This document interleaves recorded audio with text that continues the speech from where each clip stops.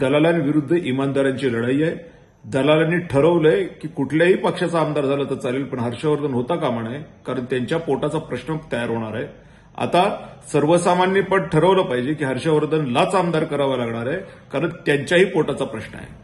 अत्यंत हालाकीच्या परिस्थितीतून ते लोक जात आहेत ज्यांनी विहिरीसाठी 60-60 हजार रुपये भरले, मात्र विहीर करूनही पेमेंट मिळालेलं नाहीये, कर्ज काढून विहिरी खोदलेल्या आहेत. अशा पद्धतीच्या हालाकीच्या परिस्थितीतून जात असताना या तालुक्याला, या मतदारसंघाला वाचवण्याची गरज आहे. मी धाडसाने उभा राहतोय, मागं येणार नाही. कोणी काही पुढ्या सोडून काही सांगू, याला तिकीट नाही, अमकं नाही, ढमकं नाही, काय नाही. रायबान जाधव साहेब इकडे निवडून आले होते, मी निवडून आलेलो आहे 2दा. दिलं तिकीट, घेऊन नाही दिलं तर लात घालून पाणी काढू, पण या मतदारसंघाला वाचवू हे प्रण घेऊन आता उभा आहे. कोणी काही पुढ्या सोडल्या ऐकू नका. ताठ मानाने, स्वाभिमानाने जगा आणि गरीब माणसाला वाचवण्यासाठी माझ्यासोबत एकत्र या, अशा पद्धतीची तुम्हाला सर्वांना विनंती. जय शिवराय.